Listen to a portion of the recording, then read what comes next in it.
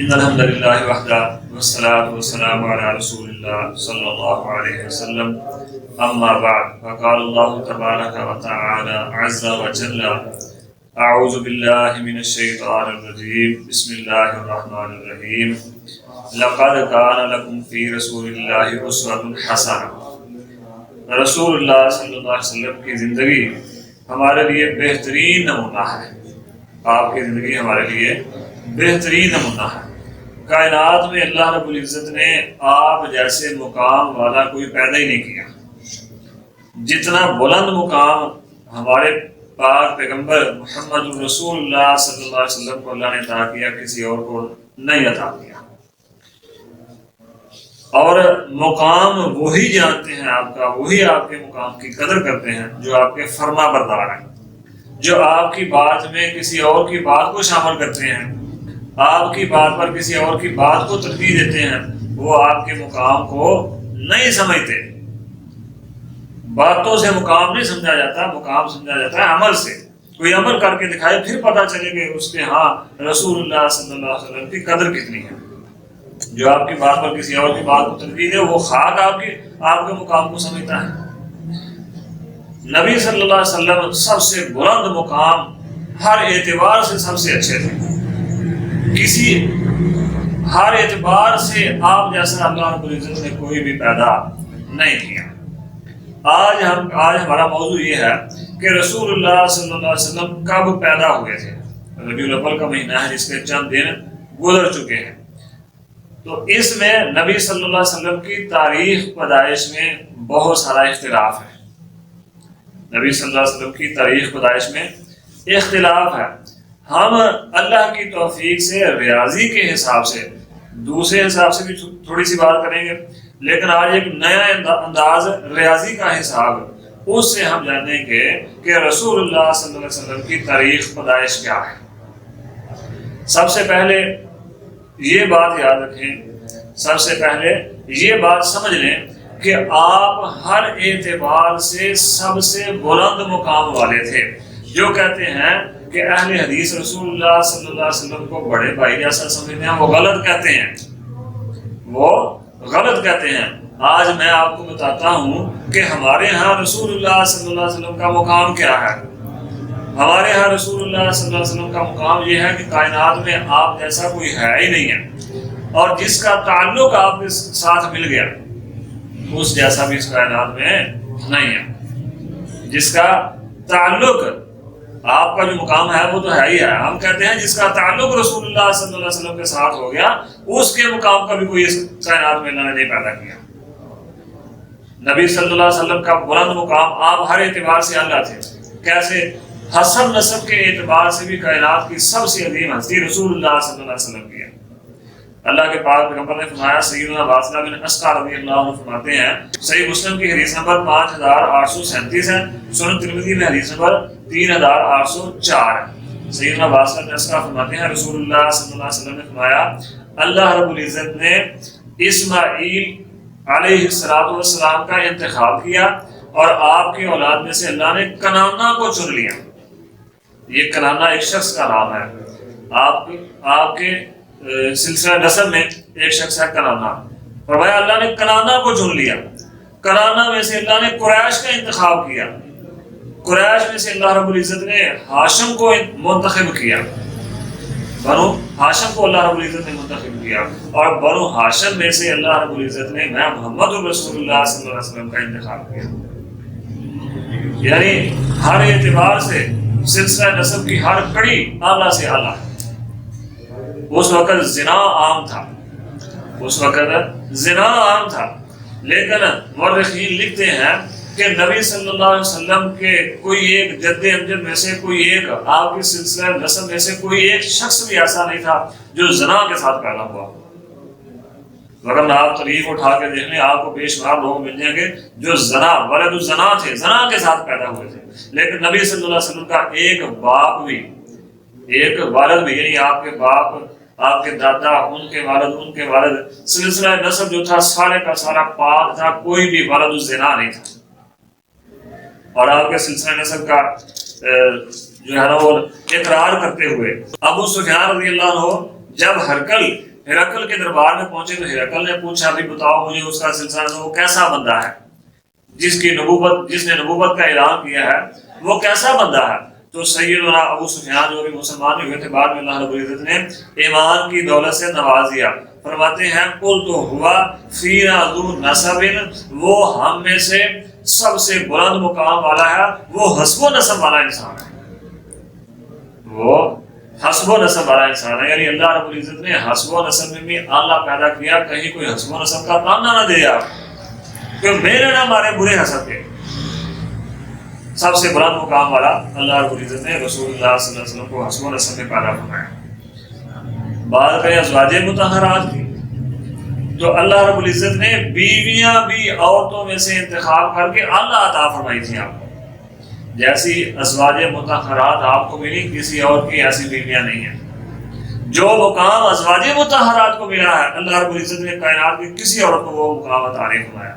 اللہ رب العزت نے فرمایا یا نساء النبی لستن کاحد من النساء، اے نبی کی بیویوں، یا نساء النبی لستن کاحد من النساء، اے نبی کی بیویوں تم دوسری عورتوں کی طرح نہیں ہو۔ یا نساء النبی لستن کاحد من النساء، تم کائنات کی دوسری عورتوں کی طرح نہیں ہو، تمہارا بلند مقام ہے، تمہارا امت میں ایک مقام ہے، ایک منصب ہے، امت میں تمہیں ایک شرف حاصل ہے، تم دوسری عورتوں کی طرح نہیں ہو۔ اور پھر اللہ رب العزت نے فرمایا انما یرید اللہ لیذھب عنکم الرجس اہل البیت ویطہرکم تطہیرا، اے نبی کے اہل بیت اللہ تمہیں پاک کرنا چاہتا ہے، ویطہرکم لیذھب عنکم الرجس اہل البیت، اللہ چاہتا ہے تم سے گندگی کو دور کر دے، نجاست کو ختم کر دے۔ یعنی نبی کی بیویاں وہ ہیں امہات المومنین، ازواج مطہرات، جن سے اللہ رب العزت نے ہر قسم کی نجاست کو دور کیا ہوا ہے۔ کائنات کی کسی اور عورت کے متعلق اللہ نے یہ نہیں فرمایا کہ اس سے میں نے نجاست کو دور کیا، میں چاہتا ہوں کہ اس سے نجاست دور ہو جائے، حکم دیا نجاست کو دور کرو، لیکن خود نہیں فرمایا کہ میں چاہتا ہوں کہ یہ نا ان سے نجاست کو دور کر دو۔ اللہ رب العزت نے فرمایا النبی اولا بالمؤمنین من انفسہم وازواجہ امہاتہم، اے نبی تمہاری بیویاں امت کی مائیں ہیں۔ اس سے بڑا اور کیا مقام ہو سکتا ہے؟ امت کے ہر شخص کی ماں ہے نبی صلی اللہ علیہ وسلم کی ہر بیوی۔ روحانی اولاد اللہ رب العزت نے عطا فرمایا، اتنا بلند مقام عطا فرمایا۔ پھر اللہ رب العزت نے فرمایا لا یحل لک النساء من بعد ولا ان تبدل بهن من ازواج ولو اعجبک حسنهن، اے نبی ان بیویوں کے علاوہ کسی اور بیوی سے شادی بھی نہیں کرنی اور ان میں رد و بدل بھی نہیں کرنا، اگرچہ کوئی اور بیوی آپ کو پسند ہی کیوں نہ ہو۔ یہ مقام ہے امہات المومنین کا کہ اللہ نہیں چاہتا کہ یہ بیویاں بدلیں، کوئی اور بیوی ان کی جگہ پہ آ جائے۔ نبی صلی اللہ علیہ وسلم کسی اور ایک بیوی کو طلاق دے کے کسی اور کے ساتھ شادی کر لیں جو آپ کو پسند ہو، فرمایا نہیں، اگرچہ آپ کو بیوی اور کوئی عورت پسند بھی ہے پھر بھی اس کو نہیں لینا، جو میں نے آپ کے ساتھ نکاح میں دے دی آپ کی، بس وہی آپ کی بیویاں۔ یہ مقام ہے ازواج مطہرات کا، یعنی کائنات کی سب سے عظیم عورتیں اللہ رب العزت نے رسول اللہ صلی اللہ علیہ وسلم کی ازواج مطہرات بنا دی۔ سب سے عظیم عورتیں نبی صلی اللہ علیہ وسلم کے نکاح میں دے دی۔ جب ام المومنین سیدہ عائشہ صدیقہ رضی اللہ عنہا پر تہمت لگی تو قرآن کی جو آیات آئی ان میں سے ایک یہ بھی تھی کہ پاک عورتیں پاک مردوں کے لیے، پاک مرد پاک عورتوں کے لیے، پلید عورتیں پلید مردوں کے لیے، پلید مرد پلید عورتوں کے لیے۔ رسول اللہ صلی اللہ علیہ وسلم کائنات کے سب سے پاک انسان ہیں اور بیویاں بھی سب سے پاک ہی آپ کو ملی۔ کائنات کی عظیم ہستی محمد الرسول اللہ صلی اللہ علیہ وسلم کی قرآن کی روح سے الخبیثات للخبیثین والخبیثون للخبیثات والطیبات للطیبین والطیبون للطیبات، جیسا مرد ہوگا ویسی عورت ملے گی، جیسی عورت ہوگی ویسا ہی مرد ملے گا۔ یہ قرآن میں اللہ رب العزت نے سنایا، قرآن کا اصول ہے، اللہ رب العزت کی سنت مبارکہ ہے۔ کائنات میں محمد رسول اللہ صلی اللہ علیہ وسلم جیسا کوئی انسان نہیں اور ازواج مطہرات جیسی کوئی عورتیں نہیں ہیں۔ اگر بلند مقام نبی کا ہے تو آپ کی بیویوں کا مقام بھی بلند ہے قرآن کی آیت کی روح سے۔ آپ کو صحابہ ملے تو کیسے؟ اللہ رب العزت نے فرمایا والذین آمنوا وہاجروا وجاہدوا فی سبیل اللہ والذین آووا ونصروا اولئک هم المؤمنون حقا۔ ٹھپا لگا دیا اللہ نے، ٹھپا۔ کیسے؟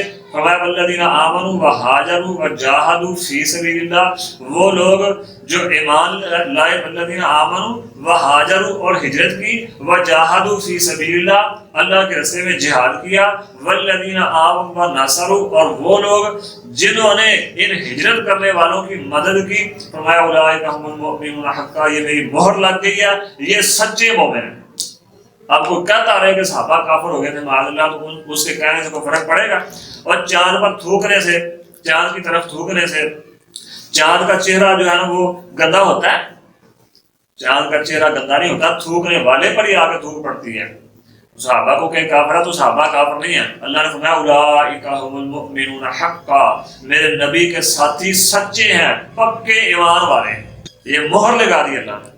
اسی طرح فرمایا لقد رضی اللہ عن المؤمنین، میں بھی کوشش کرتا ہوں اللہ میرے اوپر راضی ہو جائے، آپ بھی کوشش کرتے ہیں اللہ راضی ہو جائے، یہ بھی کوشش کرتے ہیں، ہم سب کوشش کرتے ہیں، لیکن کسی کو پتہ نہیں مرتے دم تک میرے اوپر یا آپ پر یا کسی پر بھی اللہ راضی ہے کہ نہیں ہے۔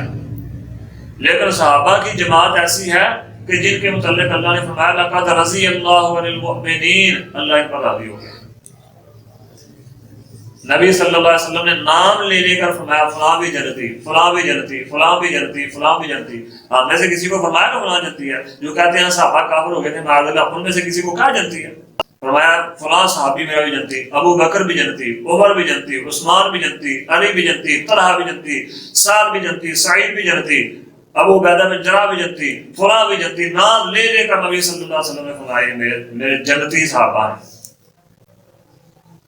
اب کوئی کافر کہتا تو کہتا ہے، کوئی فرق نہیں پڑتا۔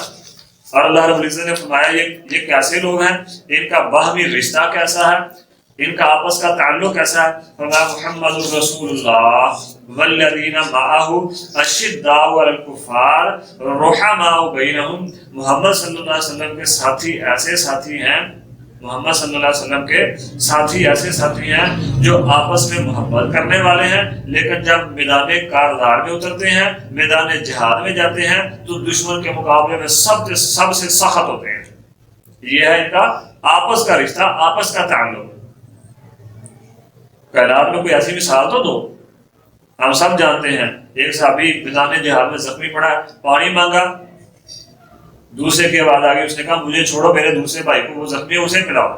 اس کے پاس گیا، تیسرے کی آواز آ گئی، اسے چھوڑا، تیسرے کے پاس چلا گیا، جاتے دیکھا تیسرا شہید ہو چکا تھا، واپس دوسرے کے پاس آیا وہ بھی شہید، واپس پہلے کے پاس آیا وہ بھی شہید۔ اللہ اکبر، ایسے عظیم صحابہ اللہ رب العزت نے اپنے پاک پیغمبر صلی اللہ علیہ وسلم کو جو ہے نا وہ عطا فرمائے۔ بے شمار ایسی مثالیں ہیں، لیکن میں تفصیل میں نہیں جانا چاہتا، شارٹ باتیں بتاتا ہوں۔ امت جو دی اللہ رب العزت نے نبی صلی اللہ علیہ وسلم کو، وہ بھی کائنات کی سب سے عظیم امت ہے، وہ بھی کائنات کی سب سے عظیم امت ہے۔ فرمایا کنتم خیر امت اخرجت للناس، اللہ رب العزت نے لوگوں میں سے تمہیں منتخب کر لیا ہے بہترین امت کے طور پر۔ کنتم خیر امت، بہترین امت ہو تم، اخرجت للناس، لوگوں میں سے نکال کے لوگوں کے لیے تمہیں منتخب کر لیا، سب سے بہترین امت۔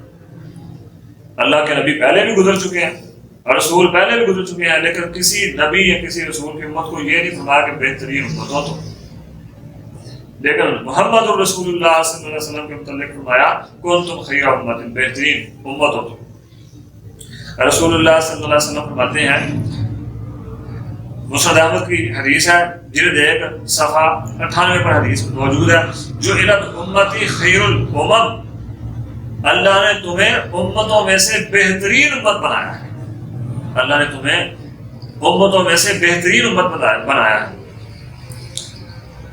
پھر قرآن، وہ آسمانی کتابیں پہلے بھی مل چکی ہیں، صحف ابراہیم، صحف موسیٰ پہلے بھی آ چکے ہیں، تورات، زبور، انجیل آسمان سے پہلے بھی نازل ہو چکی ہے، لیکن جو مقام اللہ رب العزت نے قرآن کو، جو آپ کو دی تھی کتاب، اس کو عطا فرمایا، کسی اور آسمانی کتاب کو عطا نہیں فرمایا۔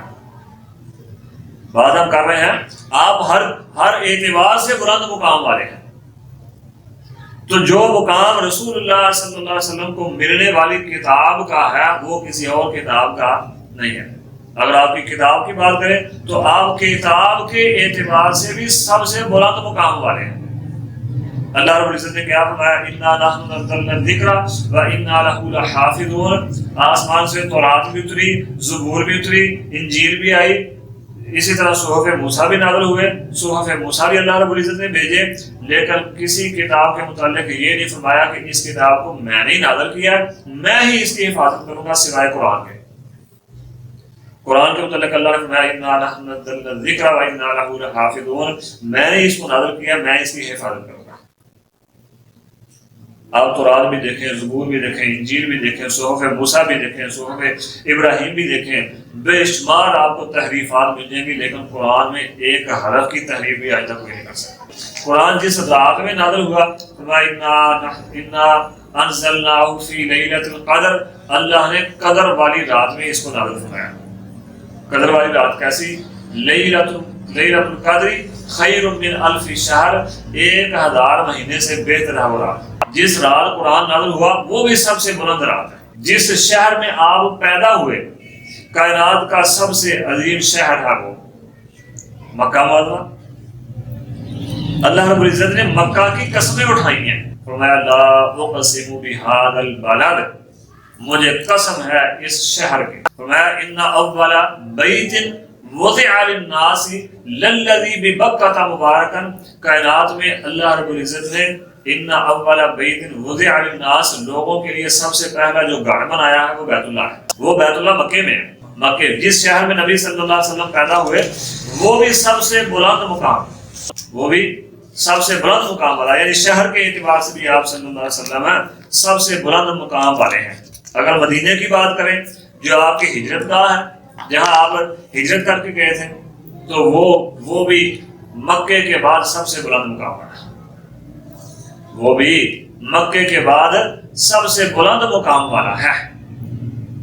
نبی صلی اللہ علیہ وسلم نے فرمایا مدینہ ایک بٹی کی مانند ہے جو منافقین کو، جو اسلام دشمنوں کو باہر پھینک دیتا ہے.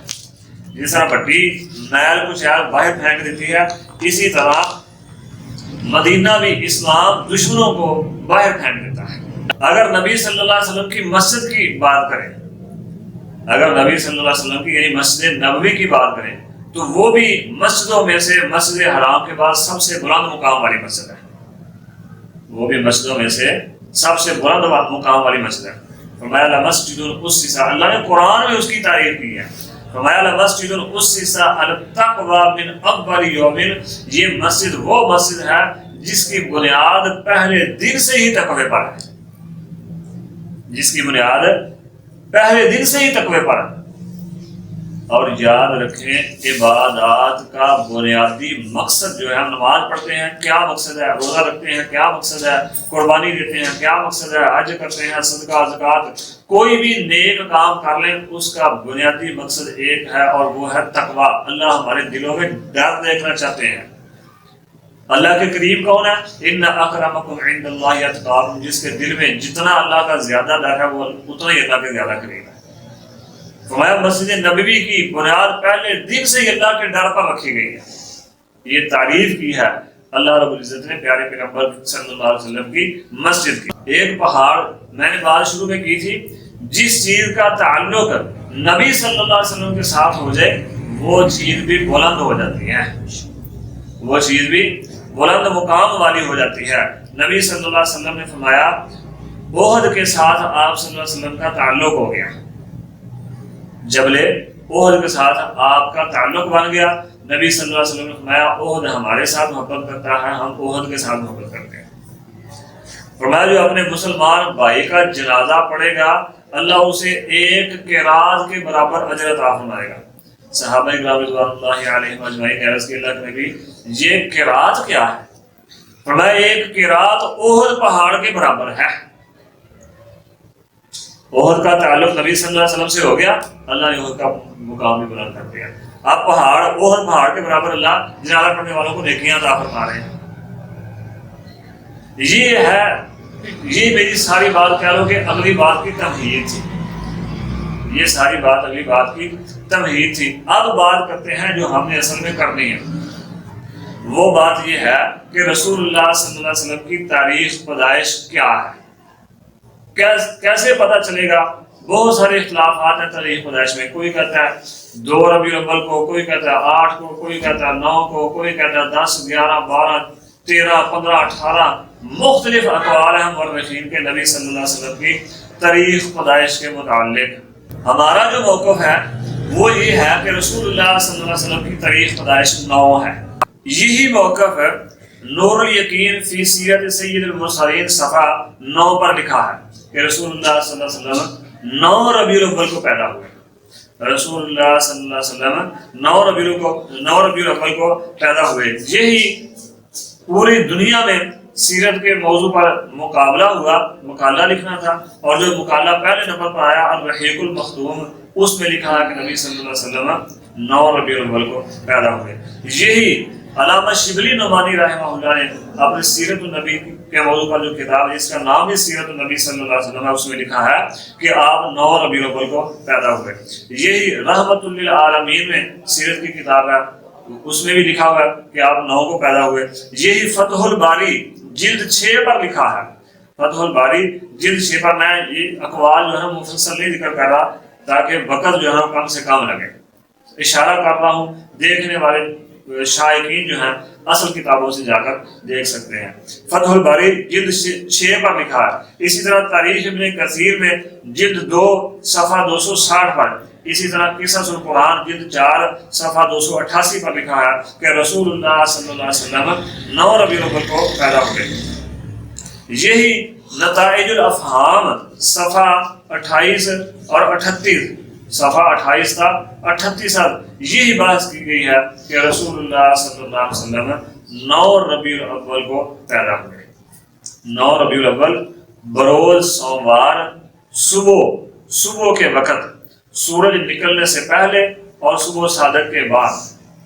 صبح صادق کے بعد یعنی صبح صادق ہونے کے بعد، سورج نکلنے سے پہلے نبی صلی اللہ علیہ وسلم 22 اپریل بمطابق 1 جیٹھ 628 بکرمی یہ سال ہے، مکہ مکرمہ میں صبح کے وقت نبی صلی اللہ علیہ وسلم پیدا ہوئے. ادھر صبح کا سورج طلوع ہو رہا تھا، ادھر رسول اللہ صلی اللہ علیہ وسلم کی صورت میں سب سے عظیم سورج طلوع ہوا. ایسا سورج طلوع ہوا کہ جس کی ایمان کی کرنوں نے پوری کائنات کو روشن کر دیا.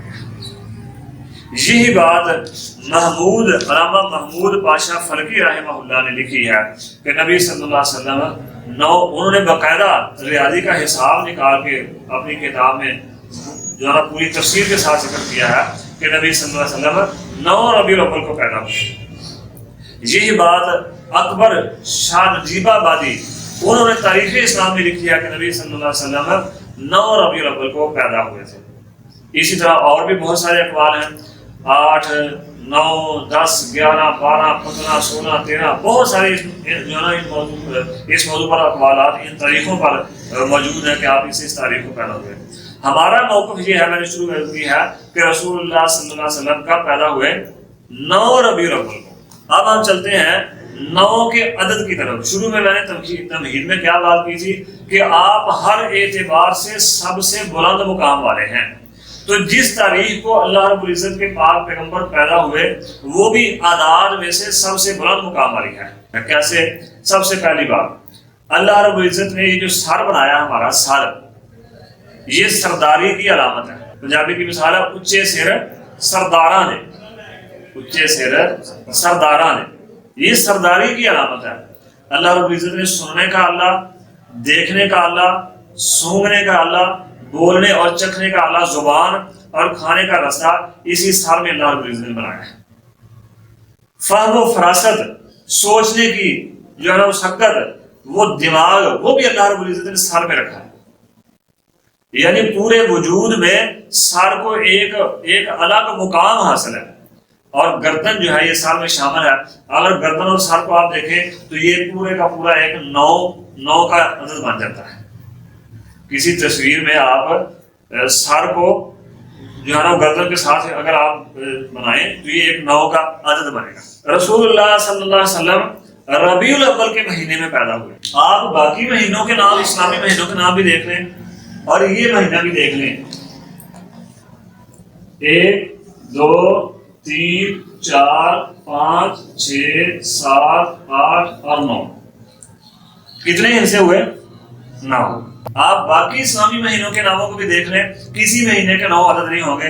ربیع جس مہینے میں آپ کو پیدا کیا گیا اس کے عدد کتنے ہیں؟ 9۔ معلوم ہوا کہ 9 کے عدد کو ایک مقام حاصل ہے دوسرے مہینوں پر، دوسرے اعداد پر۔ اگر ہم دیکھیں آپ کی عمر، تو ہم سب جانتے ہیں کہ آپ کی عمر 63 سال ہے۔ آپ کی عمر کتنی ہے؟ اس میں کسی کو کوئی اختلاف نہیں ہے کہ رسول اللہ صلی اللہ علیہ وسلم کی عمر مبارک کتنی تھی۔ ہر مکتبہ فکر کے لوگ اس بات پر متفق ہیں کہ رسول اللہ صلی اللہ علیہ وسلم کی عمر 63 سال تھی۔ اگر ہم اس کو جمع کریں، جواب کیا آئے گا؟ جواب کیا آیا؟ 9۔ 63 سال عمر ہے، 3 اور 6 کو جمع کریں، جواب آتا ہے 9۔ ایک مقام حاصل ہو گیا 9 کے عدد کو۔ اللہ رب العزت نے قرآن مجید جو ہے، قرآن مجید وہ کس مہینے میں نازل کیا؟ رمضان المبارک کے مہینے میں۔ اگر آپ گننا شروع کریں اسلامی مہینے، تو 9واں مہینہ ہے رمضان المبارک۔ رمضان المبارک کتنا مہینہ ہے؟ 9واں مہینہ ہے۔ اسلامی مہینوں میں سے 9 کے عدد پر جا کر جو ہے وہ مہینہ آیا، تو اس میں اللہ رب العزت نے قرآن مجید کو نازل فرمایا۔ عام طور پر یہ بات معروف ہے کہ جس رات قرآن نازل ہوا وہ لیلۃ القدر ہے، اور لیلۃ القدر کون سی ہے؟ 27ویں۔ اس کو جمع کرو، 2 جمع 7 برابر 9، 7 8 اور 9، وہ بھی کیا بنا؟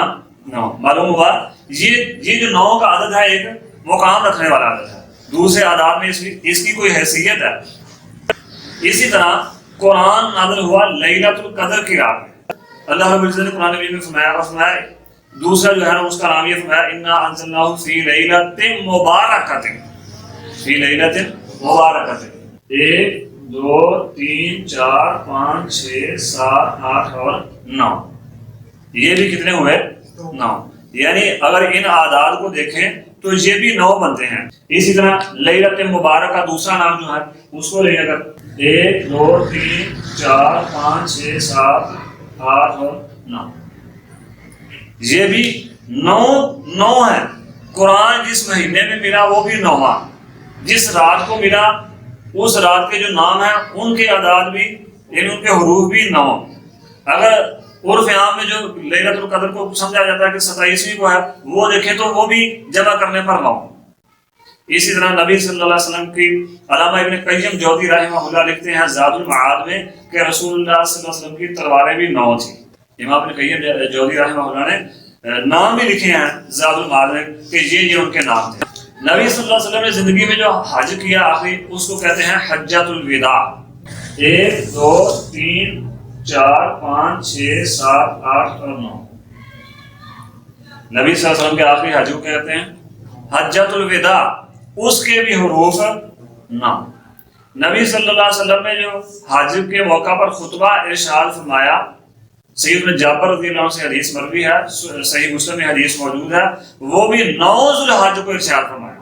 خطبہ حج جو ہے وہ بھی 9 ذوالحج کو جو ہے نا ارشاد فرمایا جاتا ہے۔ نبی صلی اللہ علیہ وسلم نے 9 ذوالحج کو وہ خطبہ ارشاد فرمایا۔ آگے ہم چلتے ہیں حسابی نقطہ نظر سے رسول، یہ تھی اعداد حروف کے اعتبار سے، حروف دیکھے تو آپ جو ہے نا وہ نکالی تاریخ پیدائش۔ آگے ہم تھوڑا سا دیکھتے ہیں حسابی اعتبار سے رسول اللہ صلی اللہ علیہ وسلم کی۔ ہم نے اس اعتبار سے جان لیا کہ 9 کے عدد کو ایک مقام حاصل ہے، 9 کا جو عدد ہے اس کو ایک دوسرے اعداد پر مقام حاصل ہے۔ کوئی نہ حجۃ الوداع کے عدد جو ہے وہ 9 سے کم یا زیادہ ہوئے، نہ لیلۃ القدر، نہ لیلۃ مبارکہ کے، اسی طرح نہ جو ہے نا قرآن کے نزول کا مہینہ کسی اور جو ہے نا مقام پر آیا۔ تو 9 کے عدد کو ایک خاص مقام حاصل ہے۔ اگر ہم اعداد کو دیکھیں تو اعداد میں سے، گنتی کے اعداد میں سے سب سے بڑا عدد جو ہے وہ 9 ہے۔ گنتی کے اعداد میں سے سب سے بڑا عدد کون سا ہے؟ 9 ہے۔ آگے 10 جو ہے یہ 1 اور 0 کو ملا کر پھر 10 بنتا ہے۔ اعداد میں سب سے بڑا عدد 9 ہے۔ 9 پر آ کر عدد جو ہے وہ ختم ہو جاتے ہیں، 9 پر آ کر عدد ختم ہو جاتے ہیں۔ یہ اس بات کی طرف بھی اشارہ ہے کہ پیدا ہونے والا جو آخری نبی ہے جس پر نبوت ختم ہوگی وہ بھی 9 کو پیدا ہوگا. جیسے 9 اعداد پر آ کر اعداد ختم ہوتے ہیں، اسی طرح 9 کو پیدا ہونے والا جو نبی ہوگا وہ 9 کو پیدا ہوگا. ادھر اعداد ختم ہوں گے ادھر نبوت کا سلسلہ ختم ہو جائے گا. ادھر اعداد مکمل ہوں گے، اعداد جو ہے وہ بڑھتے بڑھتے رک جائیں گے، ادھر نبوت چلتی چلتی رک جائے گی. اس سے آگے نبوت کا سلسلہ نہیں جائے گا. جو دعویٰ کرنے والا ہوگا وہ ذلی ہوگا، بروزی ہوگا. اللہ اسے دنیا میں بھی ذلیل و رسوا کرے گا، قیامت کے دن اس کے مقدر میں جو جہنم لکھی ہے، عذاب لکھا، وہ تو ہے ہی ہے. اعداد کو ہم جمع کریں، 1 2 3 4 5 6 7 اور 8. جواب کیا آئے گا؟ 36. جواب کیا آئے گا؟ 36. اب ہم 36 کو جمع کریں، 3 اور 6 کو برابر کیا آئے گا؟ 9. ہم تمام اعداد کو ہم نے جمع کیا، جواب کیا آیا؟ 36 ہے. 36 3 اور 6 کو جمع کیا، جواب آیا 9. اگر سارے نبیوں کے سلسلہ نسب چلتا جائے تو آخری جہاں آ کے ختم ہوگا وہ 9 ہوگا. نبوت کا سلسلہ چلتا جائے جہاں جا کے ختم ہوگا وہ 9 ہوگا. اس شخص کی، اس عظیم ہستی کی تاریخ پیدائش جو ہے وہ 9 ہوگی. 9.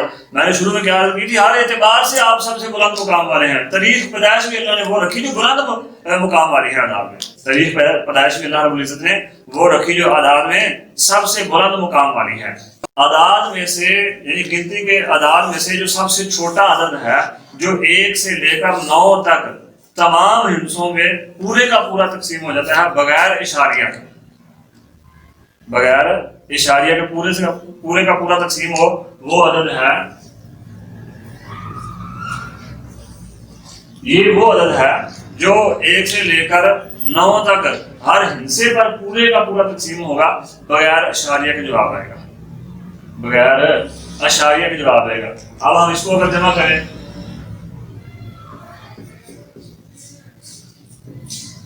اس کا جواب کیا بنے گا؟ 9. 2 جمع 5 جمع 2 جمع 0 0 کی کوئی حیثیت نہیں ہوتی. اسی طرح یہ جواب بنے گا 9. یعنی چھوٹے سے چھوٹا عدد جو برابر ہر کسی پر، ہر ہندسے پر 1 سے لے کر 9 تک ہر ہندسے پر پورے سے پورے کا پورا تقسیم ہو جائے، وہ بنتا ہے 2520. 2520 ہے. اگر ہم اس کو جمع کریں جواب کیا آئے گا؟ 9. 9 کا ہندسہ ایسا ہندسہ ہے جو اپنے اندر کسی اور ہندسے کا اثر قبول نہیں کرتا. 9 کا ہندسہ ایسا ہندسہ ہے جو اپنے اندر کسی اور ہندسے کو قبول نہیں کرتا. کیسے؟ 9 کے اندر جو بھی آپ جمع کر لیں، 9 کے اندر آپ جو بھی جمع کر لیں، اس کی مثال ایسے ہم 9 کے اندر 2 کو جمع کریں جواب آئے گا 11. 3 کو جمع کریں جواب آئے گا 2.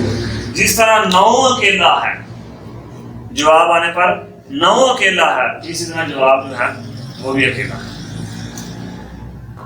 جس طرح 9 اکیلا ہے اسی طرح جواب آنے والا حصہ جو ہے وہ بھی اکیلا ہے. نبی صلی اللہ علیہ وسلم کی نبوت میں کوئی اور شریک نہیں ہو سکتا. جو مرضی آ جائے، جیسا مرضی آ جائے، اخیر وہ رسول اللہ صلی اللہ علیہ وسلم اکیلے ہی ہے. آپ کی نبوت میں کوئی اور شریک نہیں ہو سکتا. آپ کسی اور کے اثر کو قبول نہیں کرتے، آپ کسی کے شاگرد نہیں ہیں، کسی سے جا کے پڑھا نہیں ہے. اس اعتبار سے بھی 9 جو ہے یہ ایک الگ حیثیت رکھتا ہے کہ اپنے اندر کسی اور حصے کا اثر قبول نہیں کرتا. پھر 9 جو ہے یہ تمام اعداد میں سے کسی عدد میں سے تفریق نہیں ہوتا. 1 سے لے کر 8 تک جو ہے یہ تمام کے تمام حصے 9 میں سے نفی ہو سکتے ہیں. 9 میں سے جو ہے 1 نکل سکتا ہے، 9 میں سے 2 نکل سکتا ہے، 9 میں سے 3 نکل سکتا ہے، 4 نکل سکتا ہے، 5 6 7 8 9 8 تک نکل سکتے ہیں. لیکن ان تمام اعداد میں سے 9 نہیں نکل سکتا. 8 میں سے 9 کیسے نکالیں گے؟ پچھلے سارے عدد جو ہیں وہ اس میں سے نکل رہے ہیں، لیکن یہ پچھلے اعداد میں سے کسی سے بھی نکل رہا. سب سے بڑا عدد ہے، کسی میں سے نہیں نکلتا. نہ 5 سے نکلے گا، نہ 4 سے، نہ 6 سے، نہ 7 سے، نہ 8 سے. اس اعتبار سے بھی 9 کو ایک بلند مقام حاصل ہے کہ یہ کسی میں سے تفریق نہیں ہوتا. یہ اکیلا وہ واحد عدد ہے 9 جو کسی میں سے تفریق نہیں ہوتا. اللہ رب العزت نے یہ اس کو مقام عطا فرمایا. اگر ضرب کا عمل لیں اگر ہم ضرب کا عمل لیں تو پھر بھی آپ جس مرضی عبادت کے ساتھ جتنے مرضی اعداد کے ساتھ 9 کو ضرب دے لیں، 9 جو ہے وہ اپنی حیثیت پھر بھی برقرار رکھے گا، 9 اپنی حیثیت پھر بھی برقرار رکھے گا۔ 9 کو ہم لوگ لے دیتے ہیں 2 کے ساتھ، جواب کیا آئے گا 18۔ اگر اس کو ضرب کریں جمع کریں تو کیا جواب آئے گا 9۔ اسی طرح کوئی اور عدد لے لیں، اس کو آپ جمع کر لیں، 9 کے ساتھ ضرب دے لیں، وہ بھی اسی طرح 9 جو ہے وہ اپنا مقام برقرار رکھے گا۔ بڑے سے بڑے وقت کی قلت کے پیش نظر میں آگے نہیں جاتا، اسی بات پر اتفاق کرتے ہیں، مگر آپ الگ بیٹھ کے دیکھ لیں تو آپ کا جواب اسی طرح یہی آئے گا کہ جس بھی حصے کے ساتھ جس بھی عدد کے ساتھ 9 کو ضرب دی جائے گی، جواب 9 کا 9 اپنی حیثیت 9 برقرار رکھے۔ اب ہم اپنی بات کو اختتام کی طرف لے کر جاتے ہیں، ہم ریاضی میں سے آتے ہیں جیومیٹری کی طرف، ہم ریاضی میں سے جیومیٹری کی طرف آتے ہیں۔ اس اعتبار سے بھی اگر دیکھیں تو 9 کو ایک مقام حاصل ہے، 9 اپنی حیثیت وہاں بھی نہیں کھوتا، جیسے رسول اللہ صلی اللہ علیہ وسلم کا ہر نبی کے جو ہاں ایک مقام ہے، ہر نبی سے بلند مقام ہے، اسی طرح اعداد میں سے 9 کا بلند مقام ہے۔ اگر ہم لیں ایک مثلث، جیومیٹری کی بات کرتے ہیں، اگر ہم ایک مثلث شکل لیں جس کے 3 کونے ہوتے ہیں، اس کا ہر ضلع جو ہے یہ 60 کا ہوتا ہے۔ مثلث کا ہر ضلع کتنا کا ہوتا ہے 60۔ تینوں ضلعوں کو جمع کریں تو 180 بنتا ہے۔ اس کو جمع کریں، اگر ان کو جمع کریں تو برابر کیا آئے گا 9۔ اگر ہم ایک مربع شکل لے لیں، اس کا ہر ضلع کیا ہوتا ہے 90 ڈگری کا ہوتا ہے، اس کا ہر ضلع 90 ڈگری کا ہوتا ہے۔ اگر ان چاروں اضلاع کو لیں تو یہ 360 ڈگری کے بنیں گے، ان کو جمع کریں جواب آئے گا 9۔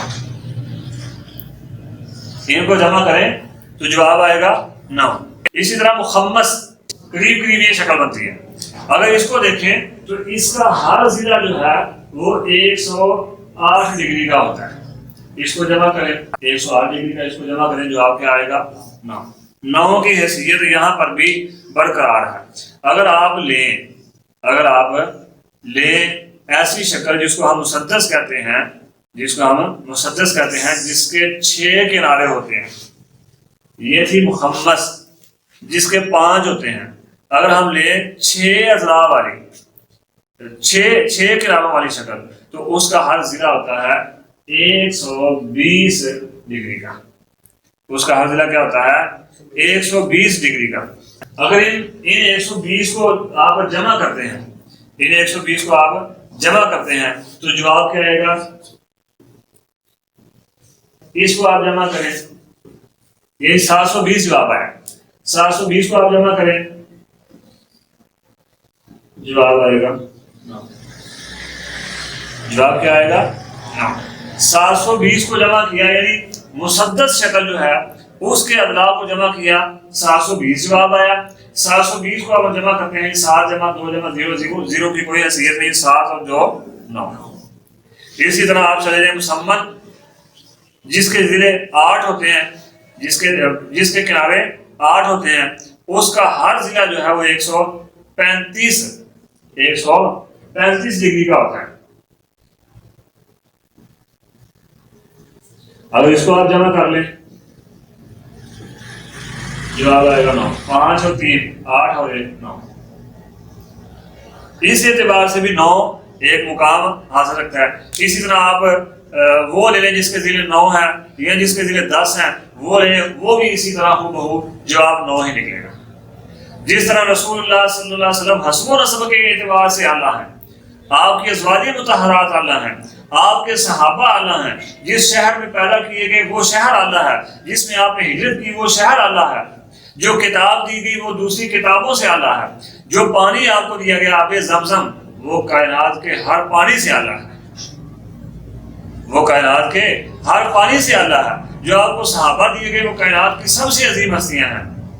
ایسے نفوس قدسیہ ہیں وہ کہ کائنات کے رب نے عرش عظیم سے فرمایا لقد رضی اللہ عن المؤمنین، اللہ ان پر راضی ہو گیا۔ احد پہاڑ کی بات آئی تو وہ بھی دوسرے پہاڑوں سے اعلیٰ،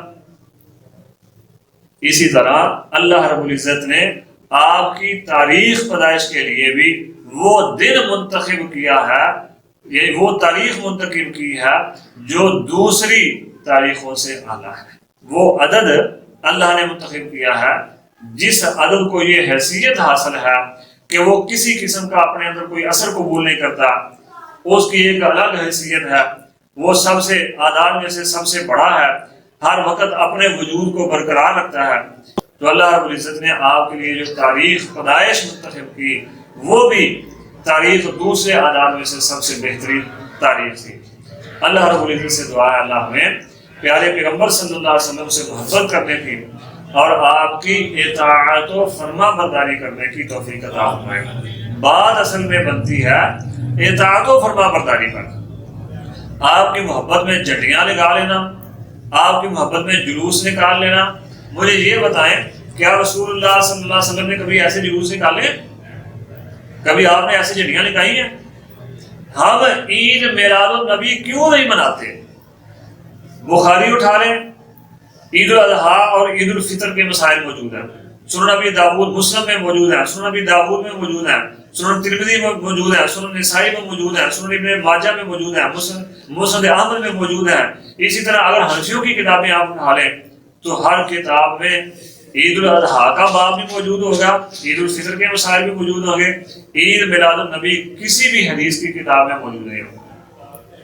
آپ کوئی فقہ کی کتاب اٹھا لیں، کسی بھی فقہ کی کتاب میں بھی آپ کو عید میلاد النبی کے متعلق کوئی مسائل نہیں ملے گا۔ اگر یہ دین ہوتا، ثواب کا کام ہوتا تو صحابہ کرام کبھی بھی اس کام سے پیچھے نہ رہتے، صحابہ کرام کبھی بھی اس کام سے پیچھے نہ رہتے، بڑھ چڑھ کر جس طرح دوسرے کاموں میں حصہ لیتے تھے اسی طرح اس کام میں بھی حصہ لیتے۔ صحابہ کرام رضوان اللہ علیہم اجمعین نے یہ کام نہیں کیا، تابعین نے نہیں کیا، تبع تابعین نے نہیں کیا، ائمہ دین نے نہیں کیا، محدثین نے کیا، سلف صالحین میں سے کسی نے بھی یہ کام نہیں کیا جو آج ہم کرتے ہیں عید میلاد النبی منانے والا، اور جس انداز میں ہم مناتے ہیں۔ اللہ رب العزت سے دعا ہے اللہ مجھے اور آپ کو سمجھنے کی اور عمل کی توفیق عطا فرمائے۔ سبحانک اللہم و بحمدک، اشہد ان لا الہ الا انت، استغفرک۔